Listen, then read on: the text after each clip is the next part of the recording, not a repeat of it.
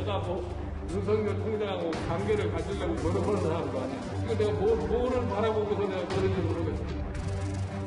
김종인 위원장도 할 수 있으면 같이 함께 하시리라고 믿습니다. 뭐 찾아뵐 기회가 있으면 찾아뵙고 뭐 그러실 거라고 저는 보고요. 김관욱 교수님, 네. 윤 전 총장 측이 이제 김종인 전 비대위원장 만나는 거 다시 좀 여지를 남겨둔 겁니까?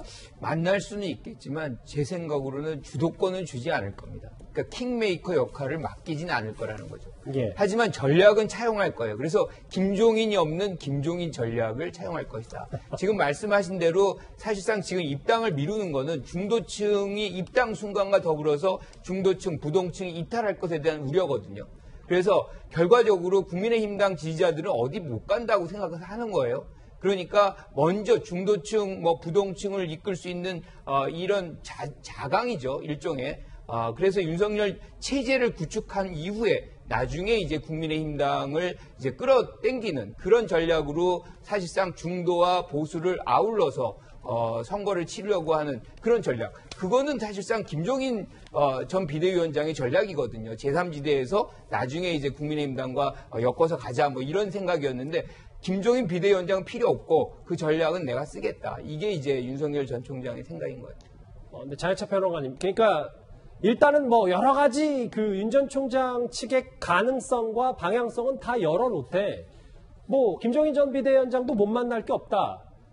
글쎄요, 뭐 어떻게 저희가 해석하면 될까요? 그러니까 저는 제가 정치권에서 선거할 때 가장 좋아하는 단어가 바로 다수파 연합이라는 단어입니다.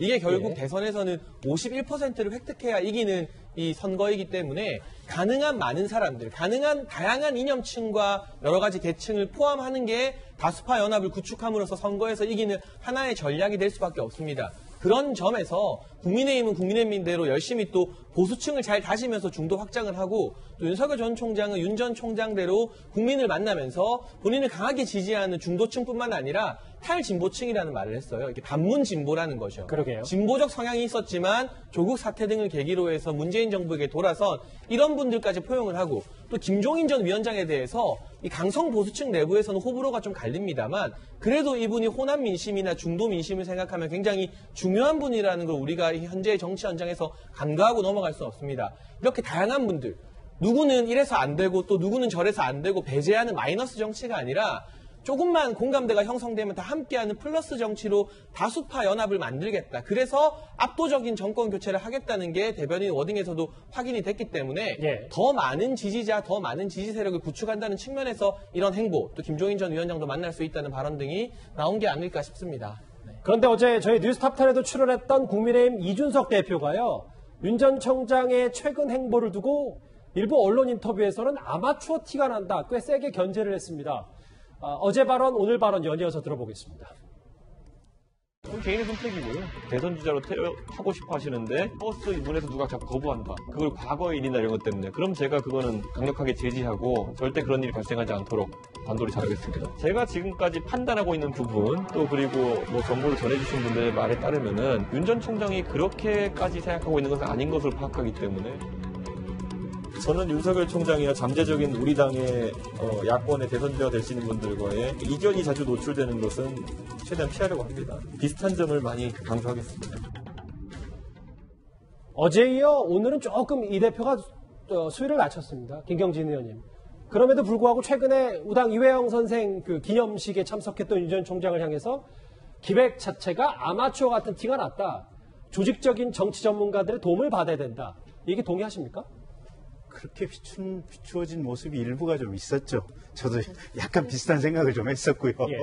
그래서 나오시려면 좀 더 준비를 하고 나왔으면 좋지 않았을까 하는 아쉬움은 있었고 그분과 관련된 어떤 이준석 대표의 말은 이해할 수는 있는데 네. 어쨌든 이 대표도 이제 큰 틀에서 이게 대국을 보고 가야 되니까 오늘 한 말씀처럼 가급적이면 이견 노출을 좀 피하고 이게 비슷한 공통점을 찾으려고 하고 말을 좀 줄이려고 한다. 이 부분이 좀 필요한 것 같고요. 예. 제가 보기에는 어쨌든 윤 총장 입장에서는 중도와 탈진보 측 국민들까지 다 함께 가겠다고 하는 그 내용이 본질적으로 틀린 건 아니거든요. 그래서 그 부분도 상당히 존중해 줘야 될 필요성도 있고 또 이준석 대표는 당대표로서 사실은 공정한 대선 경선 관리를 해야 되니까 그건 시간 정해놓고 그 시간에 맞춰서 갈 수밖에 없다라고 하는 그 원칙도 제가 볼 때는 굉장히 중요하거든요. 그리고 지난번에 서울시장 경선했을 때 원래 다 예상하기는 안철수 후보가 될 거라고 예상을 많이 했었지 않습니까? 대체적인 시각이 보였죠. 그런데 그 예상하고 깨졌던 그런 흐름을 이준석 대표가 강조하는 것도 또 당대표로 이해할 수 있어요. 그래서 여러 흐름들이 다 틀린 얘기는 아니고 이준석 대표의 얘기는 얘기대로 윤 총장 측에서도 제가 볼 때는 상당히 귀구려야 될 대목이 분명히 있다라고 봅니다. 예, 이도하 변호사님. 일단 이미 입당했어야 된다. 입당도 늦었다. 뭐 이 발언 이후에 오늘 앞으로 너무 척지진 않겠다. 이준석 대표가 저런 수위도 좀 낮췄는데 앞으로 그러면 어쨌든 윤 전 총장은 윤 전 총장대로 국민의힘은 국민의힘대로 오늘 분위기 보니까 좀 공전 사항이 좀 진행이 되겠네요. 예.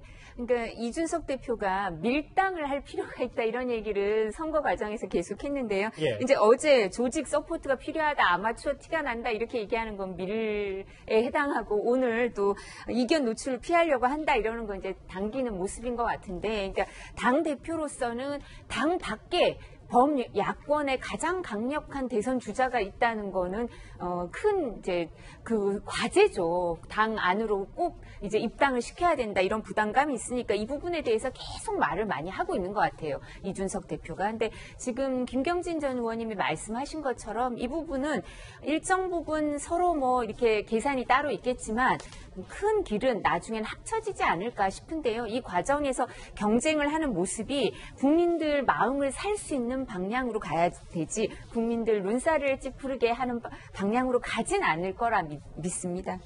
여전해 보이는 윤 전 총장 관련 주도권 싸움 이준석 대표와의 일단 오늘은 조금 수위가 낮아진 듯합니다. 이 소식은 여기까지고요. 다음 주제 여당 얘기 좀 해봐야 되겠습니다. 바로 넘어갑니다.